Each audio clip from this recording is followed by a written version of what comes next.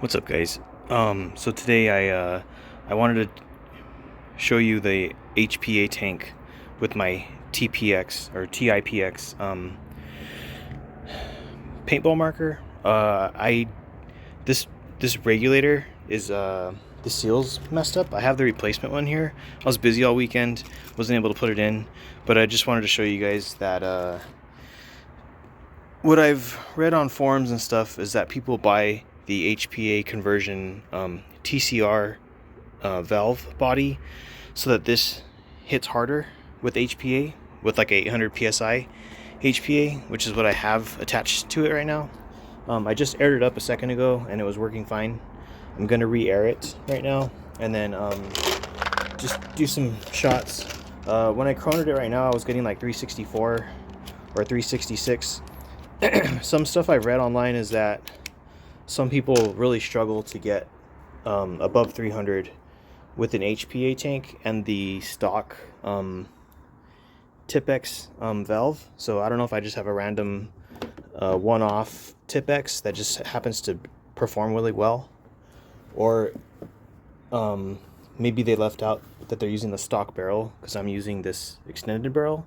But yeah, all the stuff I've seen about it is that the HPA doesn't get as much power versus CO2. So I'm gonna air this up right now. It should be fine. I just shot it right now. So yeah, it's aired up, no leaks, working good. I'm going to put the camera right here and I will show you the chrono readings. Here's the first shot. I forgot to load the magazine really quick.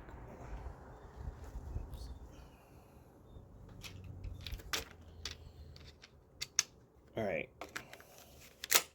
magazine is loaded. So here goes the first shot with my stock TiPX valve body with the 9 little holes. 368.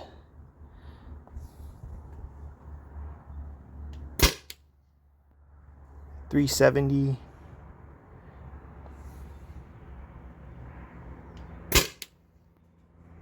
366. So when I shoot this thing with CO2, because this valve regulator seat is damaged or not working correctly, that's why I'm getting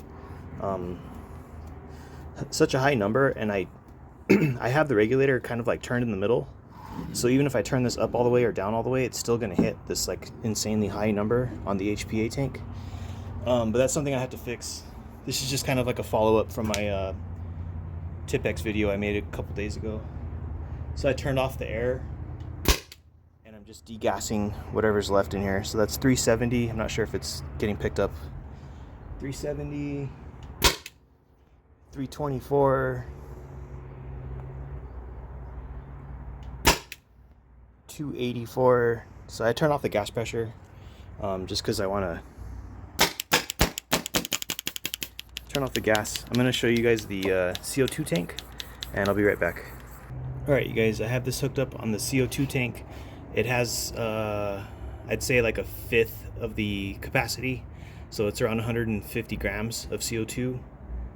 And this is, yeah, CO2 tank. It's kind of been out here for a little bit, like 5 or 10 minutes. It's not in direct sunlight, but it's warmer out here. It's like 90 degrees out here right now, 88 degrees. First shot, 490. I also flipped the camera around because I don't know if the sun was getting in the view of the camera to like have a weird glare, or if the lighting was bad. 480. These are 3.6 gram nylon balls.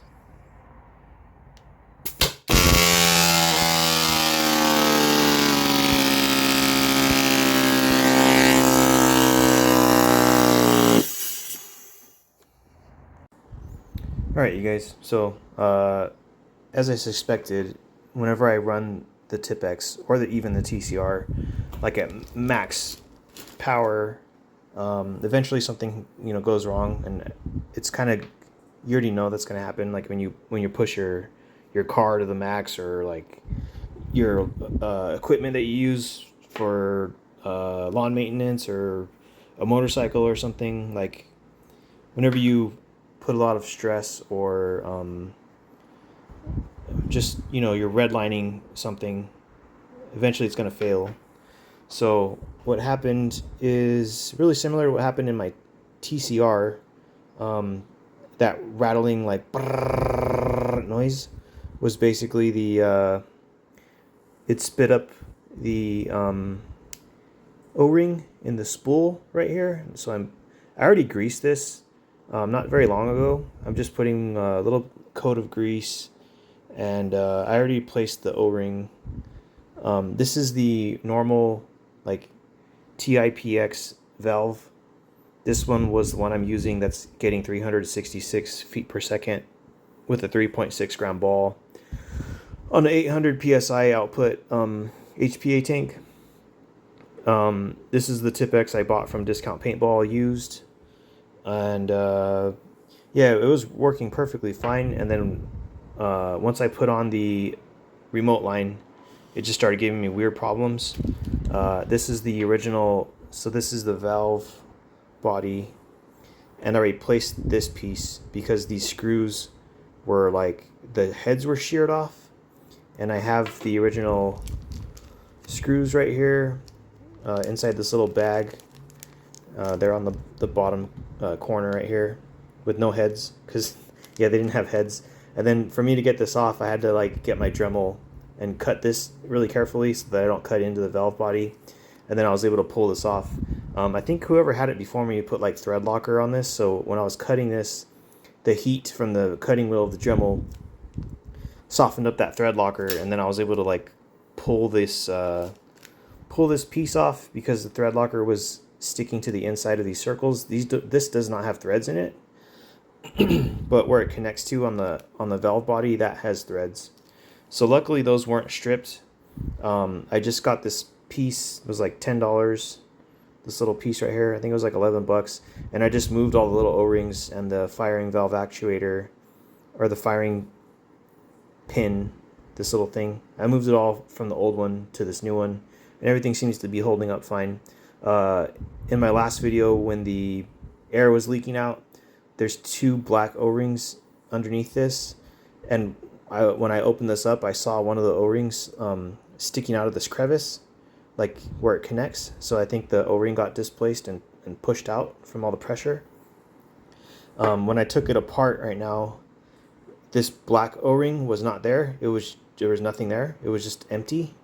So I've already replaced this one because this one was damaged, not from firing it. When I opened it up a couple weeks ago, I saw that it had a little like tear in it, and this is a brand new one from my O-ring kit for the TCR that I bought from O-rings online. It's like an eBay store. Those are a bunch of random O-rings I still have for the TCR, but the TCR and the TiPX are pretty much the same thing internally. The only thing that's different so far is this valve. So I'm kind of thinking of getting a file and filing this out myself. It remains to be seen if I'm going to actually try doing it. Since I've had these issues I've had with this marker aren't that bad. That piece I replaced was $10, and this is really similar to the TCR, so it's kind of nice for me to know how to use both of them and how to maintenance both of them, because they're very, very similar. Like there's almost no difference between all the parts and where stuff goes and everything. So I'm just reassembling this valve. It's super hot outside, so I'm probably not going to continue firing. I'll probably make another video like tomorrow, or it's supposed to be really hot tomorrow, so maybe I'll do it toward the end of the week. But yeah, it's nasty outside. I'm standing out there, I'm just sweating. So I have this valve put back together. My O-ring that fell off is attached now. This is the other piece that was way over tightened from whoever had it previously than me, because this was a used TiPX. Whoever had it before me like tightened this down like insane. It's not supposed to be that tight. It's pretty much supposed to be like finger tight. So right now I can't turn it anymore. So I'm just gonna do like a little bit, and that's good enough. Like an eighth or like a 16th of a turn after it gets snug. And yeah, that's really all you need. You don't need to like crank down on this too much because it's aluminum. You're gonna probably strip something, probably gonna break something. I need to put this retaining ring back on the back with my little snap ring tool. And yeah, I'll make another update video when I reassemble this and when it's not piping hot outside, because yeah, it's just miserable if I was out there. I don't like standing in this hot sun if I don't have to. I was just thinking about it the other day, and it's going to be end of summer turning into fall, and since I do everything outside and I get out of work typically after 5 p.m., I'm not going to be able to make, you know, videos on a daily basis like how I've been trying to do.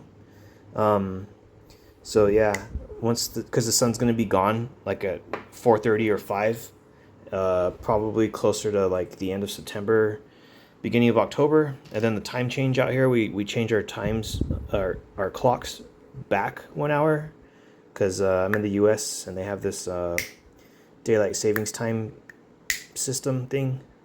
So right now it's 6:09, but in about a month it'll probably be getting dark at this time in about a month, or kind of getting closer to being dark. It's already kind of getting dark a lot earlier than it used to. I used to be light out here until about 8 o'clock or 8:15, and I could kind of still film stuff outside, but yeah, it's kind of now like 7:30, 7:45 is like my cutoff time for being able to film outside with good lighting where you can still see. But yeah, that's just a little update of what happened to my TiPX on the, you know, a couple minutes ago. This O-ring fell off, and this is exactly what happened on my TCR when I had it dialed up super high. And that's also why I don't want to like run these at max power. Practicing with them, like if I'm practicing with it, I'll put it, you know, 30 joules, not that high, not going like 500 feet per second, more going like 420 with these 3.6 gram nylon balls. Because yeah, whenever I crank these up maximum and I shoot repetitively on like the highest setting it can go, I always, so far, you know, 2 for 2, 100%, basically it's gonna end up failing on me or breaking. So not trying to run these into the ground. I'd rather it work, you know, decently at lower power than run the risk of just like not being able to use it because I have it tuned up way too damn high. But yeah, like that's it for this video. I'm just gonna reassemble this thing, and then I'll probably see you in a couple days, because yeah, it's just too hot outside. So have a good one. Forgot to mention, this is the, you know, regulator. This is the inside. This is the part where the this little PRV pin goes in and stuff. This is the cap for it. This is the old. I'm assuming it's damaged or something, based on what I've been told and from videos that I've seen. This is why it's. I'm assuming this is why it's shooting so high when I don't have it cranked up all the way. It's only like halfway turned up, and it doesn't usually hit that hard all the time. And this is the new one, and I'm gonna put it in here and then see if I get like insanely stupid high numbers, or if it kind of calms down a little bit. I think I found it right here. So yeah, old one. It does look discolored. I can't really see like any like damage per se on it, because they both have, this is brand new and I haven't even put it in the marker yet, and they both have that like little crease thingy. Like it looks like it's been like, it has like a circle shape on top on both sides. So I don't know if this is going to help it or if it's going to do anything at all, but I'll update you guys in a couple days. So have a good one.